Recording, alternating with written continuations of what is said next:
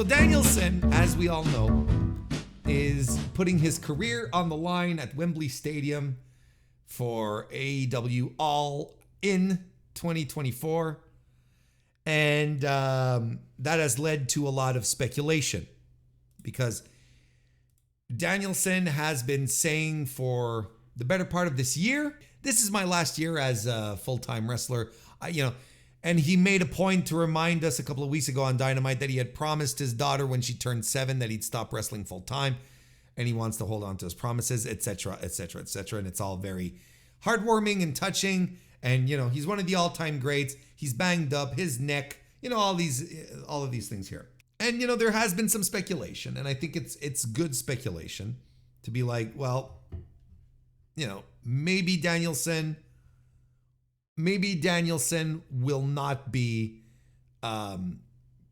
maybe Danielson will be ending his career. He is wrapping up, and he keeps talking about his neck, so maybe he is wrapping it up. So maybe this is a way to go out with a bang, go to AEW's biggest show of the year and have everyone in attendance say, Bryan, we don't go. Thank you, Bryan, all that stuff. Now, I have not been convinced that this is what they're going, this is the plan for Danielson. Like, when the match was announced on the Dynamite review, I said that I think it's weird, and not unlike when Will Ospreay won his match against Danielson, his tremendous match of the year, candidate match earlier this year against Danielson, where he won, but Danielson was selling the neck, and the story at the end of the match was Danielson is hurt, and we have, medical personnel all around him. That sort of put a damper on the finish of this great match, because you were like, well, we want to cheer for Will, but Danielson is hurt, and he might be legitimately hurt because he's such a top guy, So we're all, so I said it myself. I don't think the smart move is having Danielson lose at Wembley, because I think it would hurt Swerve. It would be a quote unquote big moment for Swerve, but the emotion in the building would drop for Swerve, because, oh my God, we just watched one of the greatest of all time get pinned, a beloved figure in pro wrestling get pinned, and it's done. It's like, oh, should we be cheering for Swerve? No, because we feel bad that Danielson's done, right? So it would just create an environment where you wouldn't have the best reaction, the best final feeling at the end of the show for the main event. So I wasn't already sold on it. But now I'm convinced, and everyone's taking my $10 bet, because the name of the stream, right, that I set up here tonight was $10 says Danielson is winning at Wembley. And I think I bet too low. I'd even go as far as bet 20. I'd bet $20. 20 American dollars on top of that. Screw my Canadian rubber bucks. 20 greenbacks. Because I think Danielson is 100% winning at Wembley now. I'll tell you why. On Collision, he had a sit-down interview with Jim Ross. And he started talking about his neck. He started talking about how, I'm going to need neck injury soon. Neck surgery soon, excuse me. Here's the quote. And even the way I feel right now, odds are I'm going to have to get neck surgery before the end of this year. That's the reality of it. And that's kind of something I have accepted. It's coming down the pike relatively soon. Okay. Are you just convinced because of that, Warren? No. There's more.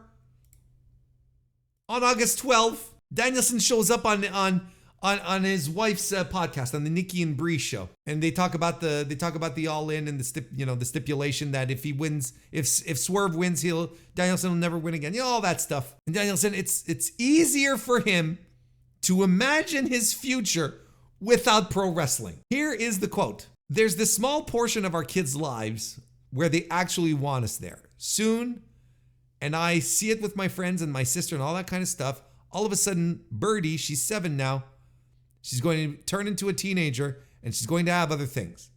Now she wants daddy there all the time, and I want to be there for that. And also, my body is broken down. The odds are I'm probably going to have neck surgery before the end of the year.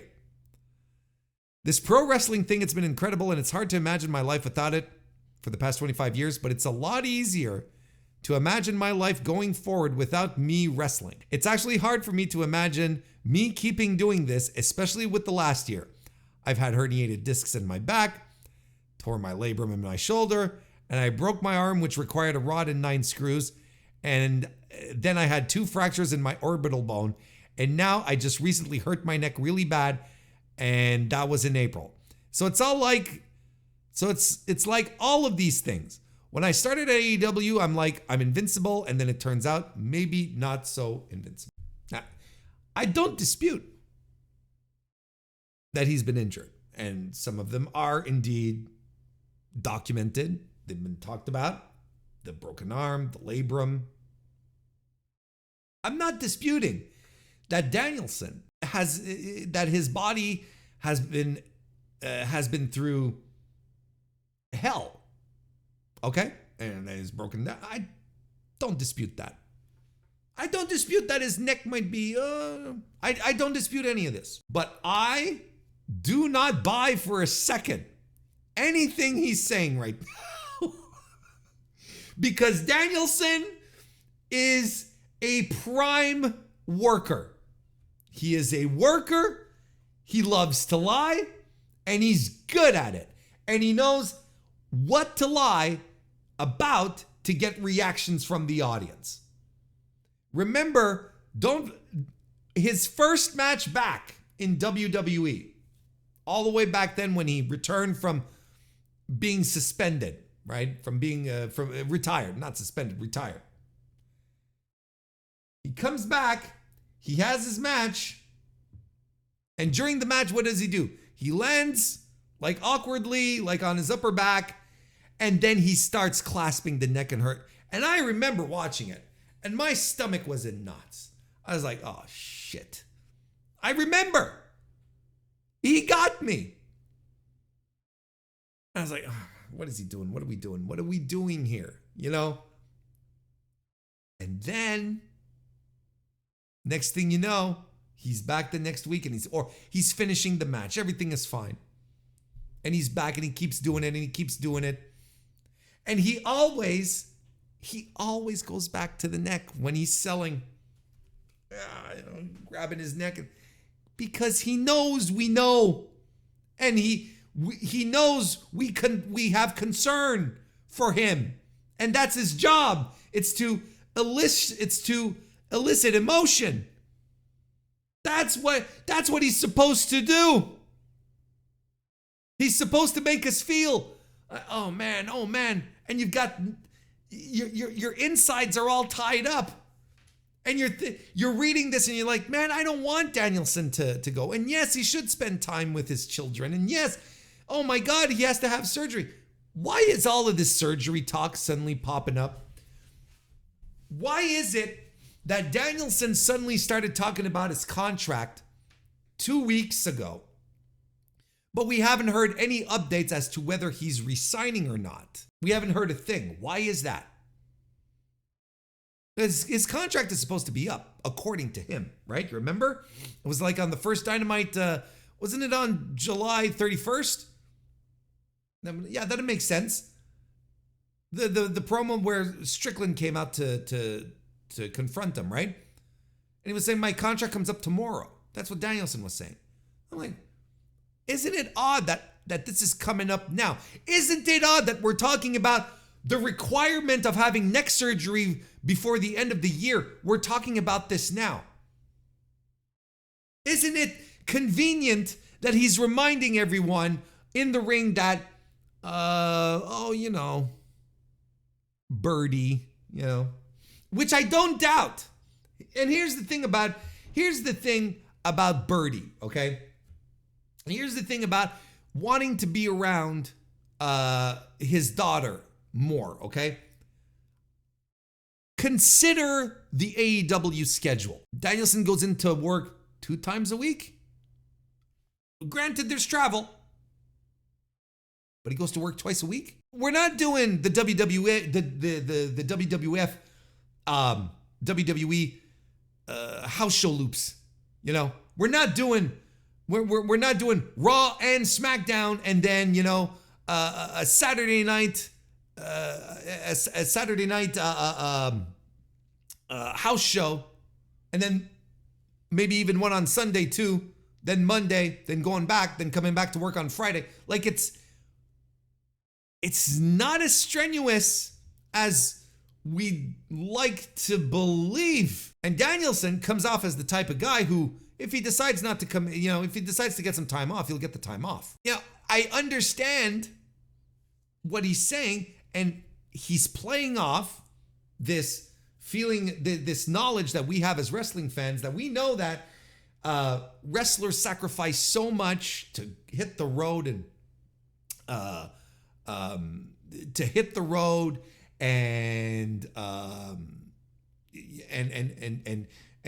cross, go across the country, up and down, all around, for months on end, and they don't see their kids. They miss birthday parties. At least not in AEW. It's not the same thing anymore. It's not 1994, and you're wrestling 4 or 5 nights a week anymore across the country. Like, it's not that anymore. You're not running from territory to territory back in the 80s. It's just not that anymore. At least not in AEW. So I understand it's a nice sentiment, but I also don't buy it. I don't buy it. I think these are all great tools to generate sympathy, to generate anticipation. But I'll tell you, I will be shocked if Wembley Stadium in a couple of weeks doesn't have its final match, the main event, end with Bryan Danielson up on the top turnbuckle, hoisting the AEW World Championship as the final countdown plays throughout the stadium. I would be shocked if it doesn't finish that way. I'm telling you, it's Bryan Danielson. He's a fantastic... I'm sure you all had a visual pop into your head. I'm sure you all had the visual pop into your head right now. Of 50,000, that's about what they have, right? 55,000 people. 55,000 people, Wembley Stadium, enormous crowd, capacity. Everyone's going nuts. Final countdown blaring. I got goosebumps just thinking about it. The word on the street is that for All Out, this is a rumor. The word on the street says that for All Out, the match is going, the match that they're going for is Swerve vs. Hangman. Swerve vs. Hangman doesn't need a title. It really doesn't. Look, Danielson is a prime worker, and he knows all that he's doing. And I do not doubt that he's banged up, but the last year that he had was a career year, right? Since last year. Everywhere he's wrestled, the people he's wrestled, the matches he's had. Right up until what? Ospreay, Zach? And you've noticed he has calmed down a little bit. He's not running back to CMLL to have another go at Blue Panther, which is something he wanted to do. He wanted to have another crack at him, He's, now he's slowing down. You've noticed, right? You've all noticed. He's been having matches nonetheless, but not these high caliber, intense, career defining staples, Last year was his dream match tour. He wanted to wrestle in the Tokyo Dome. He wrestled in the Tokyo Dome. He went to Arena Mexico to wrestle his idol. It's like that. That was all. Well, not that was this year. Not last year, and so was the Tokyo Dome. You get what I'm saying. It all started last year. There's things that he says. I don't remember in which interview he said, I wanted to, I was so jazzed up after Forbidden Door. I was like, I'm doing the G1, and I was, wanted to do the G1, and I was like, yeah, let's go. I want to do the G1. I want to be in the G1. And then I was like, well, maybe it's not a good idea. The G1, it's a grueling thing. It's a grueling tournament. And like Danielson wouldn't half-ass it. So all I'm saying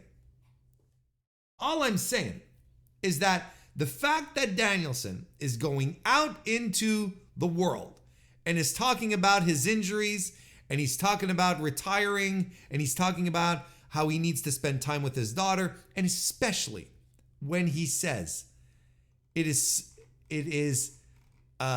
easier to imagine life going forward without me wrestling. They're all lovely sentiments, but I think they're also kind of bullshit. All lovely sentiments, but a lot of bullshit, if you ask me. So I'm putting it down.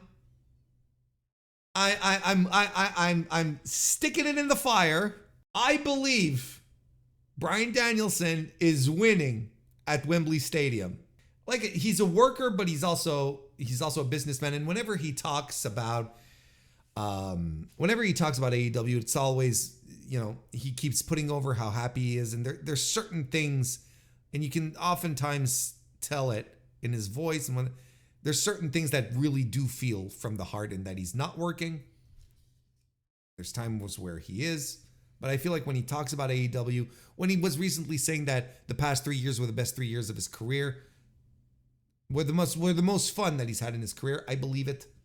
But look, it's a WarrenHayes promise